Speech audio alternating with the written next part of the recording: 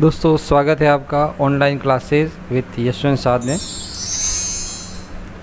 हमने इसके पहले के वीडियो में जो हम टॉपिक चला रहे थे भारतीय कृषि, उसमें भारतीय कृषि के विविध रूप में भारतीय कृषि के ऋतु के आधार पर रूप देख लिए थे। ऋतु के आधार पर रूप में हमने उसमें पढ़ा था रबी की फसल, खरीफ की फसल और जायद की फसल, और वो कौन कौन से महीनों में बोई जाती हैं, कौन कौन से महीनों में काटी जाती है, उनके उदाहरण क्या हैं, वो हमने देख लिया था।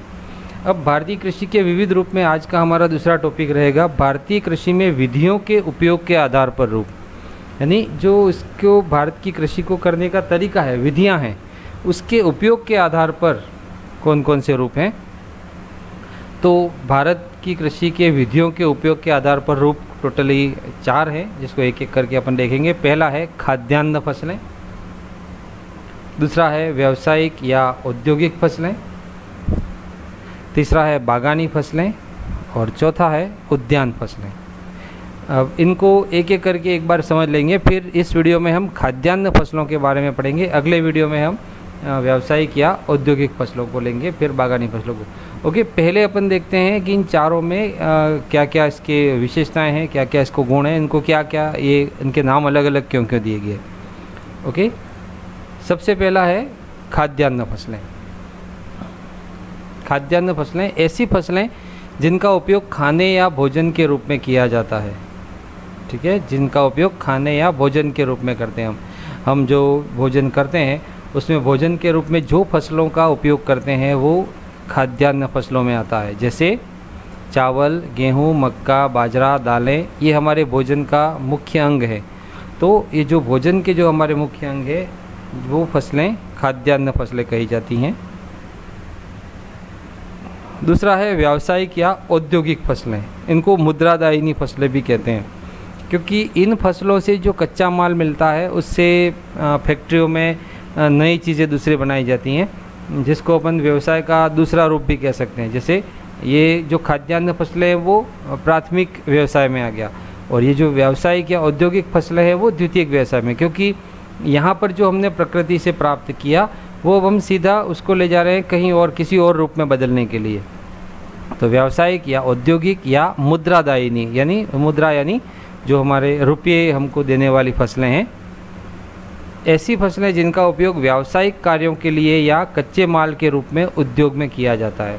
ऐसी फसलें जिनका उपयोग व्यावसायिक कार्य, कमर्शियल काम के लिए या कच्चे माल के रूप में उद्योग में जो भी बनाना है प्रोडक्ट, उसका कच्चा माल के रूप में जिन फसलों का उपयोग किया जाता है, इन्हें व्यावसायिक फसलें या औद्योगिक फसलें या मुद्रादायिनी फसलें, इनके 3 नाम हैं, व्यावसायिक, औद्योगिक और मुद्रादायिनी फसलें। और इसके उदाहरण हैं गन्ना, कपास, जूट, तंबाकू, तिलहन। ठीक है, जैसे गन्ना है तो गन्ना से जो रस निकलता है उससे गुड़, फिर शक्कर ये बनाई जाती है। कपास से जो रुई आता है उससे धागे, कपड़े ये बनाए जाते हैं। ठीक है दोस्तों, तो ये जो चीज़ें हैं इनसे जो व्यावसायिक फसलें हैं या औद्योगिक फसलें हैं उनका फैक्ट्रियों में कच्चे माल के रूप में इस्तेमाल होता है, जिससे नई नई दूसरी चीज़ें बनती हैं, तो इनको मुद्रादायिनी फसलें भी कहा जाता है। अगला है बागानी फसलें।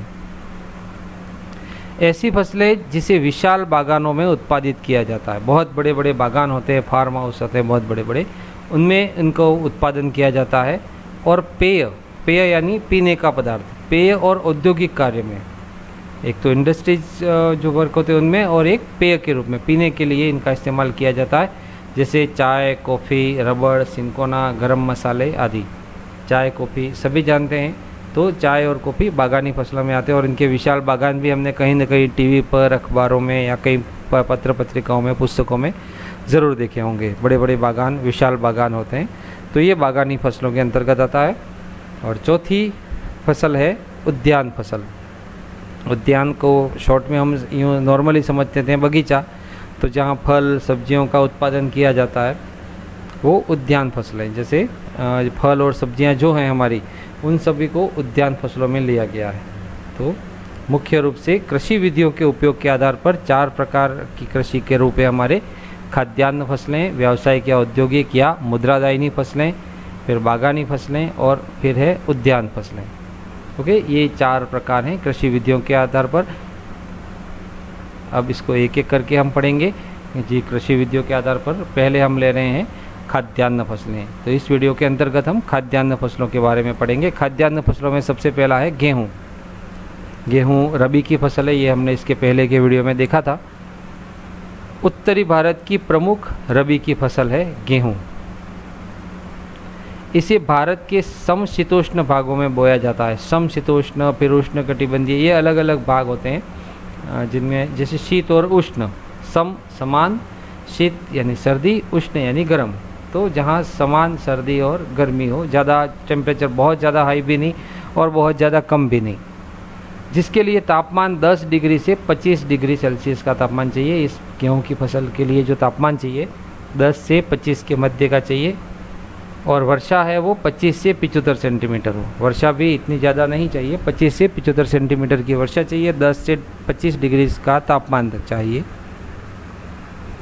इसके लिए हल्की दोमट या चिकनी मिट्टी उपयुक्त मानी जाती है। हल्की दोमट या चिकनी मिट्टी, मिट्टी के जो प्रकार हैं उसमें ये जो दोमट मिट्टी है, फिर काली मिट्टी, लाल मिट्टी, लेटेराइट मिट्टी, रेगिस्तानी मिट्टी, ये अलग अलग जो प्रकार हैं उसमें इसको दोमट या चिकनी मिट्टी इसके लिए उपयुक्त होती है। और इसको जलोढ़ मिट्टी भी कहा जाता है, क्योंकि जलोढ़ मिट्टी या दोमट जो मिट्टी होती है तो उसको हल्की दोमट कहा है इसमें। तो जो दोमट मिट्टी जो होती है उसमें नदियों के द्वारा ये लाई गई मिट्टी होती है और उसमें उपजाऊपन ज़्यादा होता है, क्योंकि नदियाँ जहाँ से बहती हैं और जिस ऊपर के मिट्टी के ऊपर के भाग को लेकर के अपने साथ आ जाती हैं, वो जो मिट्टी का ऊपर का भाग होता है वो ह्यूमस कहलाता है और वो बहुत ज़्यादा उपजाऊ होता है हमारी फसलों के लिए। तो ये जो हल्की दोमट यहाँ पर लिखा हुआ है, दोमट मिट्टी यानी नदियों के द्वारा लाई गई मिट्टी होती है। तो ये जो मिट्टी होती है वो इस गेहूं की फसल के लिए बहुत अच्छी होती है, हल्की दोमट या चिकनी मिट्टी।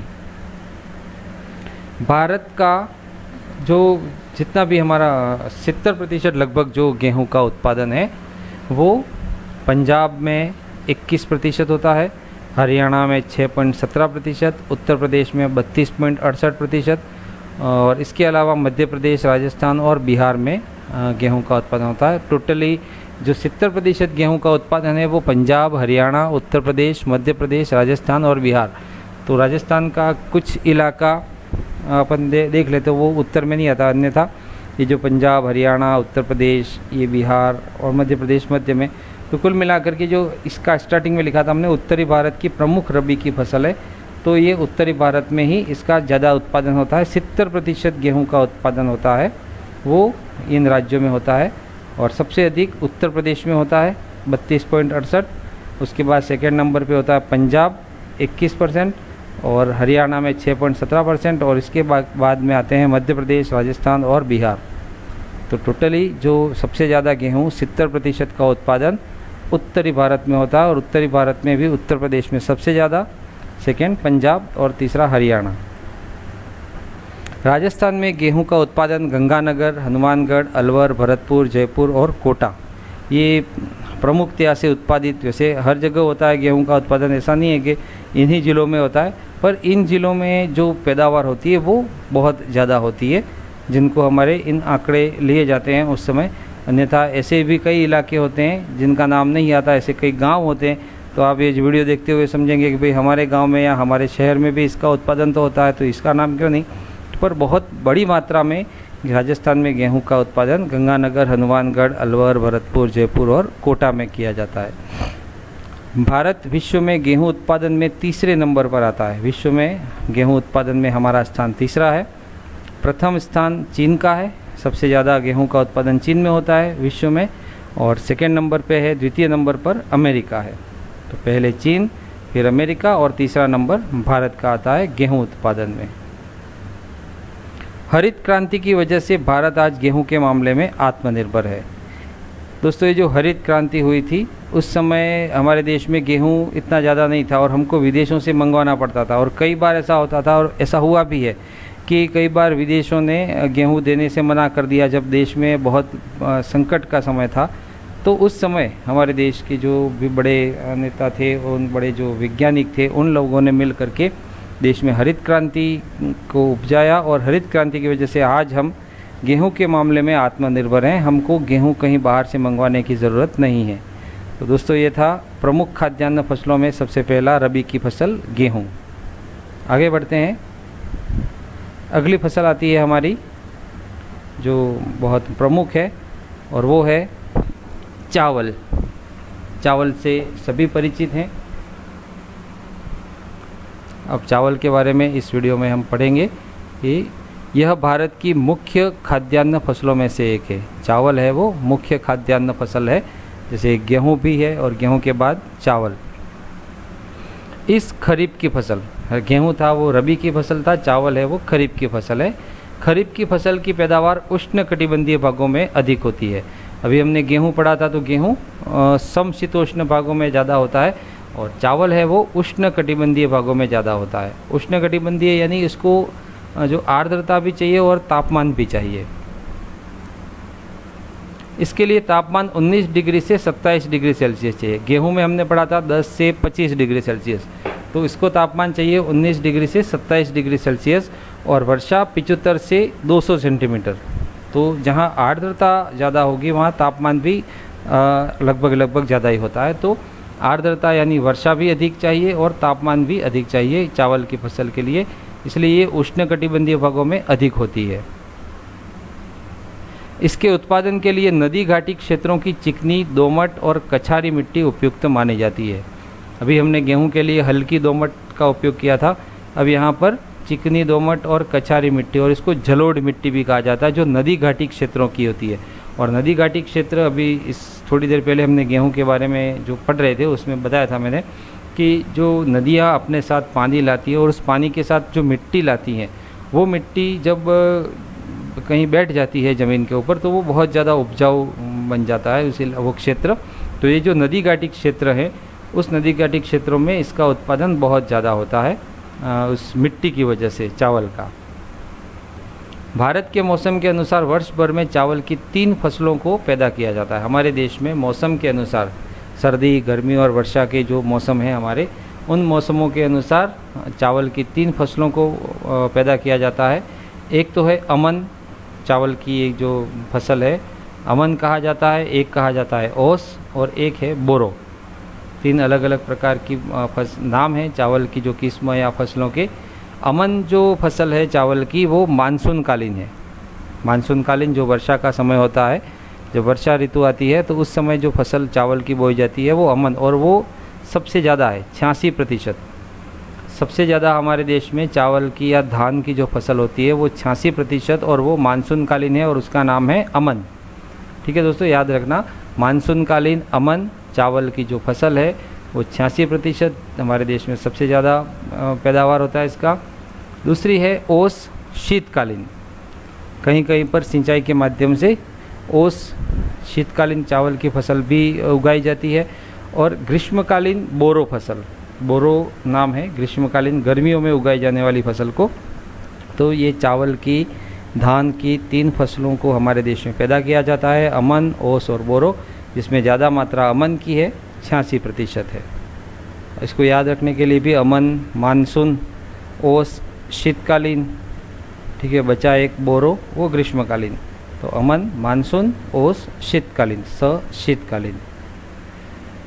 भारत में चावल उत्पादन का 90% पश्चिमी बंगाल।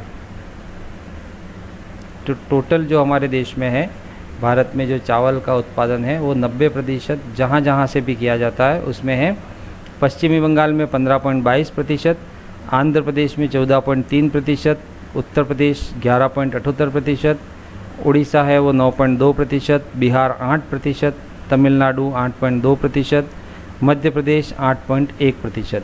ये टोटली जो चावल हमारे देश में उत्पादित होता है उसमें सबसे ज़्यादा ये इन राज्यों में उत्पादित किया जाता है।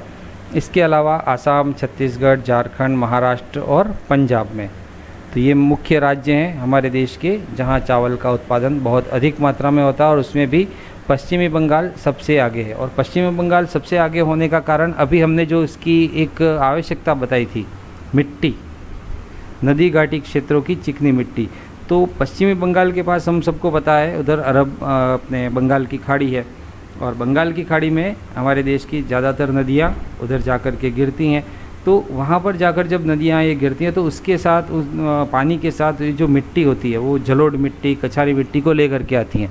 तो ये जो क्षेत्र है या ये जो इलाका है वहाँ पर इन जलोढ़ मिट्टियाँ बहुत ज़्यादा है, कछारी मिट्टी, जलोढ़ मिट्टी या ये जो चिकनी दोमट मिट्टी, जिसकी वजह से इसका उत्पादन बहुत अधिक मात्रा में। और ये जो दूसरे राज्य भी हैं तो वहाँ पर भी कहीं ना कहीं हम अगर देखें तो ये हम पाएंगे कि ये नदियों के द्वारा जो मिट्टी लाई जाती है, उपजाऊ मिट्टी, इसकी वजह से इसका उत्पादन, चावल का उत्पादन इन इलाकों में, इन क्षेत्रों में ज़्यादा है।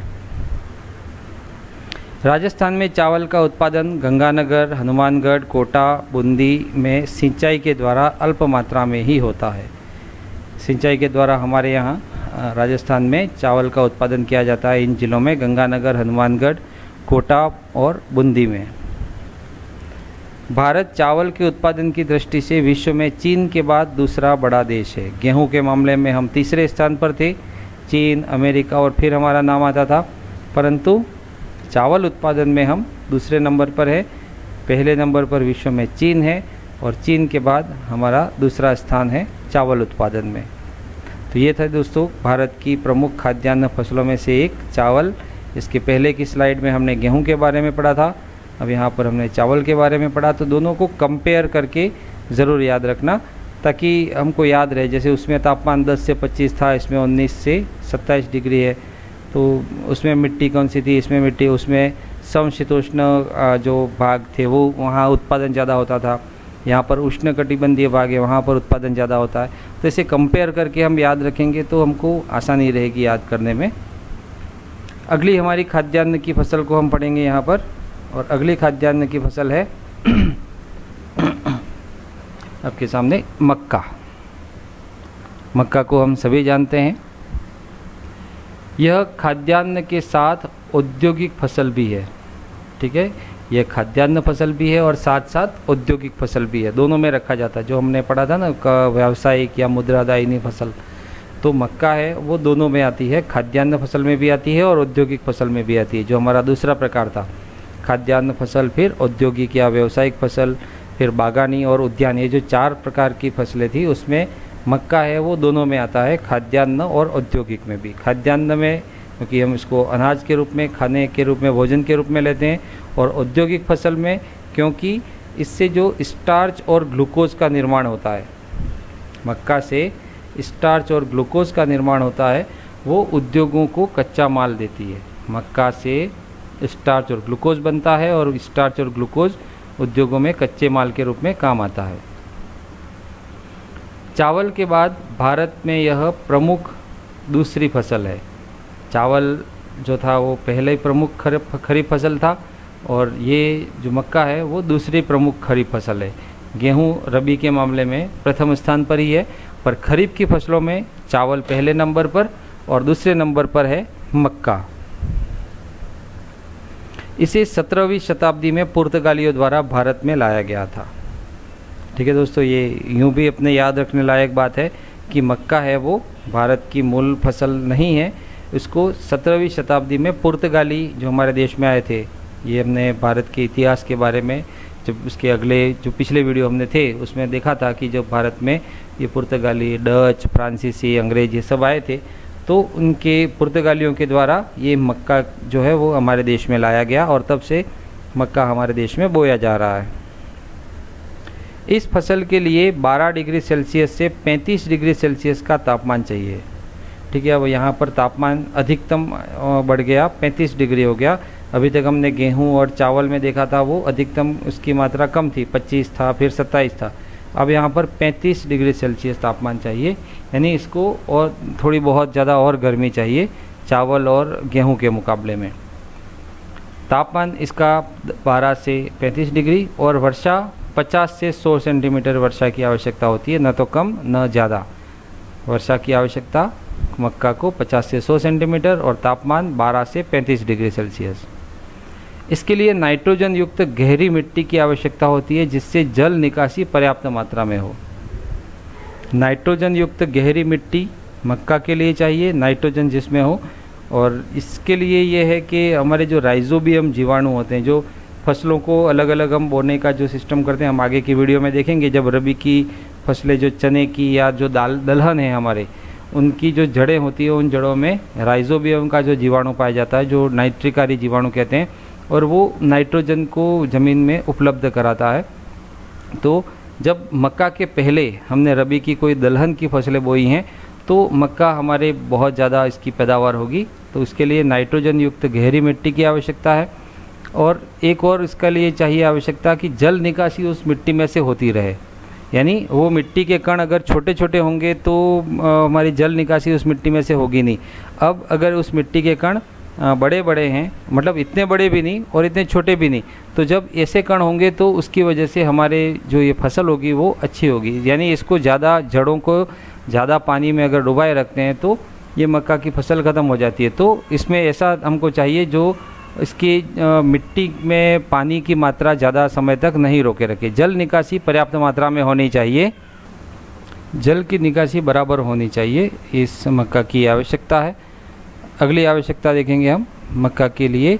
देश में मक्का के कुल उत्पादन का 60% भाग आंध्र प्रदेश, कर्नाटक, राजस्थान, उत्तर प्रदेश, गुजरात, मध्य प्रदेश और पंजाब में उत्पादित किया जाता है। हमारे देश का 60% मक्का का उत्पादन ये राज्य करते हैं, आंध्र प्रदेश, कर्नाटक, राजस्थान, उत्तर प्रदेश, गुजरात, मध्य प्रदेश और पंजाब। ठीक है दोस्तों, ये राज्यों के नाम याद रखना जहाँ जहाँ भी ये मक्का का उत्पादन होता है। 60% और बाकी 40% और अन्य राज्यों पर इसका उत्पादन थोड़ा बहुत, पर सबसे ज़्यादा ये राज्य हैं आंध्र प्रदेश, कर्नाटक, राजस्थान, उत्तर प्रदेश, गुजरात, मध्य प्रदेश और पंजाब। राजस्थान में कोटा, बूंदी, बारां, झालावाड़, उदयपुर, डूंगरपुर, बांसवाड़ा, चित्तौड़गढ़, अजमेर, गंगानगर और हनुमानगढ़, ये जो ज़िले हैं वहाँ पर इसका उत्पादन अधिक मात्रा में होता है। कोटा, बूंदी, बारां, झालावाड़, उदयपुर, डूंगरपुर, बांसवाड़ा, चित्तौड़गढ़, अजमेर, गंगानगर और हनुमानगढ़, इन ज़िलों में मक्का की फसल अधिक बोई जाती है, अधिक उत्पादित की जाती है। भारत मक्का उत्पादन में विश्व का 10वां बड़ा देश है। हालांकि ये फसल हमारे देश की नहीं थी, इसको पुर्तगालियों के द्वारा लाया गया था, फिर भी मक्का उत्पादन में हमारा स्थान विश्व में 10वां है। कम उत्पादन के कारण इसका निर्यात नहीं किया जाता है, 10वां स्थान है, और उत्पादन इसका कम होता है, इसकी वजह से इसका निर्यात नहीं किया जाता, क्योंकि ये जो स्टार्च और ग्लूकोज है उसके निर्माण में भी हमारे देश में इसका इस्तेमाल हो जाता है, इसलिए हम इसका निर्यात नहीं करते हैं मक्का का। हमने 3 फसलें पढ़ी अभी तक। सबसे पहला पढ़ा था हमने गेहूँ, गेहूँ के बाद चावल, चावल के बाद मक्का। अब आता है अगली खाद्यान्न फसल बाजरा। इसे चारा और खाद्यान्न दोनों के लिए उत्पादित किया जाता है। पशुओं के लिए चारे की आवश्यकता में बाजरा बहुत अपनी महत्वपूर्ण भूमिका निभाता है। तो चारे के लिए और अनाज के रूप में जो भोजन है उसके लिए दोनों के रूप में बाजरे का उत्पादन किया जाता है। इसके लिए गर्म और शुष्क जलवायु की आवश्यकता होती है। ठीक है, ये जो बाजरा है उसके लिए तापमान भी अधिक चाहिए और वर्षा कम चाहिए। शुष्क जलवायु यानी नमी नहीं हो, आर्द्रता नहीं हो। जहाँ वर्षा होती है वहाँ आर्द्रता भी होती है। वातावरण में जो पानी की मात्रा बनी रहती है वर्षा की वजह से। ऐसा आप लोगों ने देखा होगा कि जब वर्षा होती है तो उस समय हमारी कई सारी चीज़ें जो घर के अंदर हैं, चाहे उसको वर्षा का पानी नहीं लगा फिर भी उसमें नमी आ जाती है। तो उसका मुख्य कारण है कि जो पानी की बूंदें हैं वो हवा में रहती हैं, हमको दिखाई नहीं देती, उसी को आर्द्रता कहते हैं। तो वर्षा के समय में जो आर्द्रता होती है उसकी वजह से ये जलवायु हमारी आर्द्र हो जाती है। तो बाजरा के लिए गर्म और शुष्क जलवायु की आवश्यकता होती है, यानी वर्षा भी कम चाहिए और तापमान भी अधिक चाहिए। इसके लिए तापमान 25 से 35 डिग्री सेल्सियस चाहिए और वर्षा 40 से 60 सेंटीमीटर। तो तापमान अधिक और वर्षा कम, गर्म और शुष्क जलवायु, इसका शॉर्ट में कह सकते हैं। गर्म जलवायु यानी तापमान अधिक, शुष्क जलवायु यानी वर्षा कम। इसे हल्की मिट्टी जिसमें जल निकासी की उपयुक्त दशा हो वहाँ बोया जाता है। जैसे हमने मक्का में भी देखा था, पर मक्का में बाजरा से थोड़ी ज़्यादा पानी की आवश्यकता पड़ती है, पर बाजरा में पानी की बहुत कम मात्रा की आवश्यकता होती है। इसलिए जल निकासी जिसमें से ज़्यादा हो, उपयुक्त दशा में हो, वहाँ इसको बोया जाता है। अगर जहाँ जल निकासी नहीं होती है, जिस मिट्टी में पानी भरा रहता है, तो वहाँ बाजरे की फसल अच्छी नहीं होती। तो जल निकासी आवश्यक है बाजरे की फसल के लिए। देश में राजस्थान 42%, सबसे ज़्यादा बाजरा उत्पादन में राजस्थान का नाम आता है, 42%। फिर दूसरे नंबर पर महाराष्ट्र 20%, फिर गुजरात 12.5%, उत्तर प्रदेश 11% और शेष अन्य राज्य हैं आंध्र प्रदेश, मध्य प्रदेश, कर्नाटक और पंजाब बाजरे का उत्पादन करते हैं। तो सबसे ज़्यादा राजस्थान बाजरे की खेती में है 42%, फिर सेकेंड नंबर पर महाराष्ट्र 20% और गुजरात तीसरे नंबर पर 12.5%, चौथे नंबर पर उत्तर प्रदेश 11% पर।